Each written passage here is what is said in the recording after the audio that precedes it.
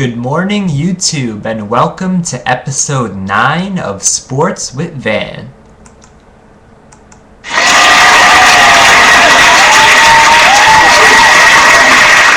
Okay, this week wasn't a good week for the local New York sports teams, as both the New York Jets and the New York Giants both suffered losses.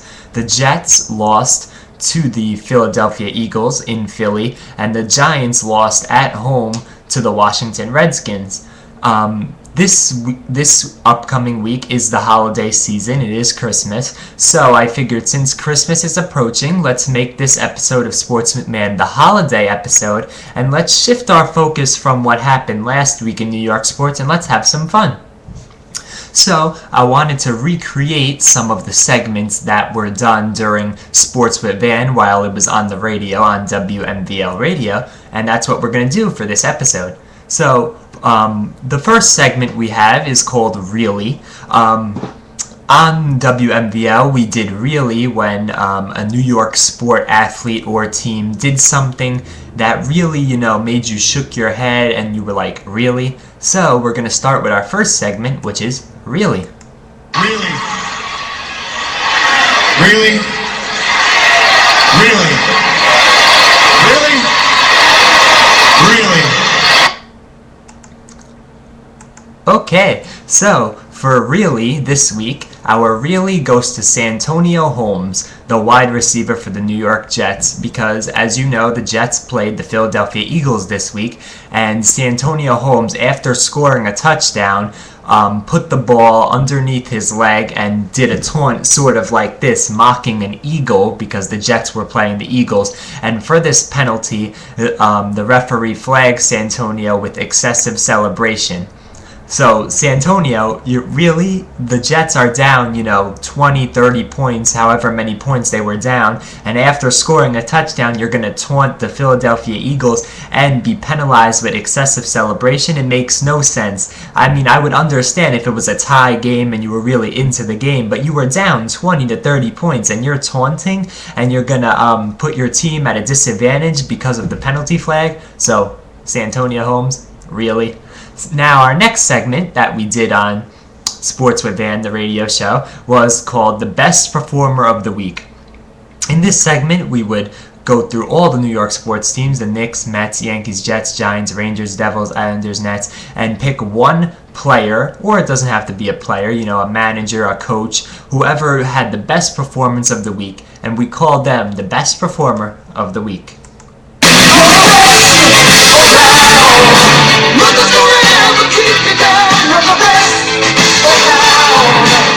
Okay, so this week our best performer of the week is Glenn Grunwald. Those of you who don't know Glenn Grunwald, he is the interim general manager of the New York Knicks, and he becomes our best performer of the week because of the signings he's made during the offseason. This offseason he brought in Tyson Chandler and Mike Bibby. So now the Knicks really look like they're a playoff contender with Carmelo Anthony, Amari Stoudemire, Tyson Chandler, and Mike Bibby. He also brought in Baron Davis, the player that formerly played for the Los Angeles Clippers, but Byron Davis, because of his injury, won't be ready until February, so that move is a little iffy, but Glenn Grunwald still is our best performer of the week because of the team he assembled, the New York Knicks, with all the superstar players, and this year they actually have a shot at becoming NBA champions because of the shortened season. So, best performer goes to Glenn Grunwald. Okay, our next segment is our Power Rankings. Now, the Power Rankings, we got this idea from the TV show Sports Nation on ESPN. It's when we rank down the top 10 in sports. Our first Power Rankings, I think we ranked the top 10 quarterbacks, then we did top 10 defenses, and we did a lot of cool Power Rankings. We did a lot of cool power rankings while we were on WMVL. So now we're going to continue the tradition of power rankings, and we're going to continue it today. This week, our power rankings is top 10 teams that are most likely to win the Super Bowl. So these are teams that are not only going to make the playoffs, but we think are going to excel in the playoffs and hopefully, make it to the Super Bowl. So we're going to start with number 10. Start spreading the news. I am leaving today. You guessed it. Number 10 goes to both New York sports teams, the New York Jets and the New York Giants. The New York Jets and the Giants are relatively both, in the same position, trying to get that wild card spot. As of today, Tuesday, the Jets have secured that wild card spot, tied with Cincinnati. The Giants are getting there, so we'll see by the end of the season if the Jets or the Giants, either of them or both of them, will make the playoffs. So our number 10 this week for the power rankings, top 10 teams most likely to win the Super Bowl, goes to both New York sports teams, the Jets and the Giants, because as I said, they're both in the same position. As for number 9, we're going to go with the Atlanta Falcons. The Atlanta Falcons, quarterbacked by Matt Ryan. They have some talented receivers in Roddy White, and they have a good defense. So the Atlanta Falcons, overall, they're a pretty solid team. I think they really have a shot if they make the playoffs, which they probably will. They have a shot of getting really deep into the playoffs with that high-powered offense. So we're going to go with the Atlanta Falcons at number 9. Number 8, we're going to go with Tim Tebow and the Denver Broncos. I am definitely on this Tim Tebow bandwagon. The team is 7-2 with Tim Tebow as their quarterback. Tebow has proven to the fans, his critics, the media in Denver that he could really handle high-pressure situations. As always, during the fourth quarter, he seems to get his team back into it and help Denver win the game. So number 8, we're going with the Broncos and Tim Tebow. Number 7, we're going to go with the Detroit Lions, quarterbacked by Matthew Stafford, and have one of the most talented wide receivers in the game, Megatron Calvin Johnson at wide receiver. The man is a monster. And they also have Nate Washington, and they have other talented receivers. The defense, those front two with Ndamukong Suh and Nick Fairley out of Alabama, is really a threat on the line. So I got to go with the Lions next, because the Lions really, if they could get hot in the playoffs, they have really a chance to go places. Next, we're going to go with the Baltimore Ravens, quarterbacked by Joe Flacco, and they are really known for having a good defense. I mean, Rex Ryan, the coach of the Jets, a defensive specialist, was previously with the Baltimore Ravens and really helped them. They have one of the best defensive squads in the whole National Football League, with Ray Lewis, with Ed Reed, with Hiroti Nada. They have a lot of good defensive players on that squad. So if the Ravens really want to excel in the playoffs, they have to look for their defense to really do a great job. Okay, next we have the Pittsburgh Steelers. Yeah, you know what it is. Black and yellow, black and yellow, black and yellow, black and yellow. Yeah, you know what it is. Black and yellow, black and yellow, black and yellow, black and yellow. Yeah. Yep, the Pittsburgh Steelers come in at number 5. Obviously, their colors are black and yellow. They represented the AFC in the Super Bowl last year, and many think they could repeat this year. Ben Roethlisberger, he's been banged up all year, but still goes on the field every Sunday or Monday or Thursday whenever they play. So Roethlisberger is really enduring all the injuries that he's had. They have a good wide receiving core, and they also have a good defense. James Harrison, probably one of the best defensive players in his generation. He's was suspended last week for the helmet-to-helmet on Colt, my boy McCoy. But, hopefully you're going to get Harrison back, and you're going to still have the rest of that defense with Troy Polamalu and the rest of the crew. So like the Ravens, the Steelers also have a very good defense. But I think one thing that the Steelers have over the Ravens, and I think their offense is a little bit better, a little more dynamic. They have the tight end Heath Miller, the former Jet Jericho Cotchery. They got Emmanuel Sanders, one of the fastest players in the whole National Football League. I think the Steelers are definitely going to be a threat in the playoffs. Next, we have the New England Patriots coming in at number 4.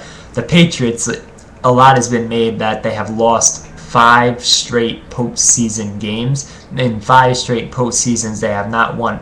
5 straight years they have not won a postseason game. They usually make the playoffs every year, but usually once they get in, they usually get eliminated. But that's just recently, these last 5 years. In the past, they have shown that they could really be dominant in the playoffs. So a lot of people are looking at this year to be the year where the Patriots really win some postseason games. They have excuse me, they have Tom Brady, and they have those great young wide receivers in Deion Branch and Wes Welker and Danny Woodhead. They got Ben Jarvis, Green Ellis at running back. They have the two phenomenal tight ends, Rob Gronkowski, who's probably the best tight end in the National Football League, broke the record for touchdown catches as a tight end this season, and also I have Aaron Hernandez, who's no slouch. The only knock I have on the New England Patriots is their defense. Their defense really isn't that good at all this year, probably the lowest in the whole National Football League. They rely on their offense. So we'll see with that high-powered offense and that not-so-good defense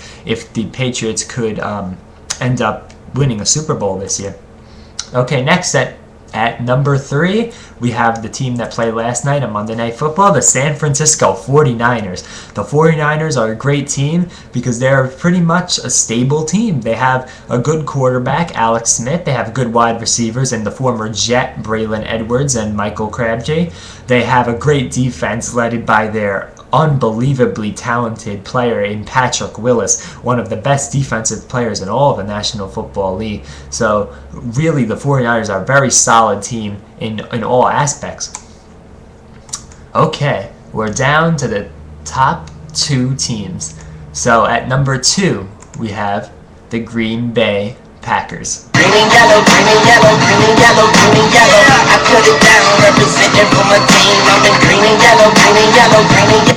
Yep, the Green Bay Packers, obviously their colors are green and yellow. The reigning Super Bowl champions. Actually, I would have had the Green Bay Packers probably in that number 1 spot, but last week the undefeated streak was gone as they lost to the Kansas City Chiefs. Excuse me, of all teams, they lost to the Kansas City Chiefs to break that undefeated streak. So now the Packers, I believe, are 13 or 14-1. Still a great team with only 1 loss. I mean, Aaron Rodgers is truly having one of the best seasons of his career, or the best seasons of any quarterback of all time. He's really having a great season.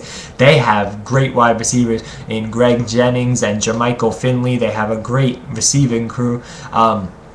Their defense is also pretty good. I have the talented corner Charles Woodson at cornerback. I mean, they're really a great team in all aspects. I predict that during the playoffs you will see a lot of Lambeau leaps as the Green Bay Packers will be very, very successful in the playoffs. So that leaves one team for the number 1 spot, and probably most of you probably guess it. It is the New Orleans Saints.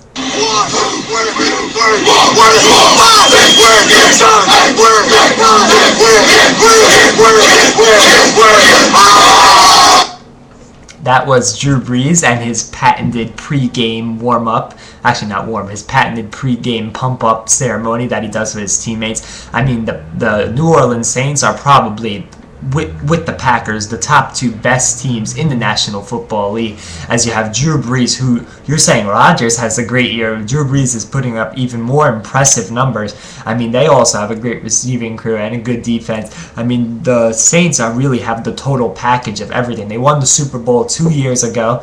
Last year they got upset by the Seattle Seahawks. I don't think that's going to happen again. I mean, Drew Brees he really, really wants to bring another Super Bowl to the city of New Orleans, and he's hell-bent on it. I think the Saints are really going to be a tough test in the playoffs for any other team that faces him, because they're really the complete package.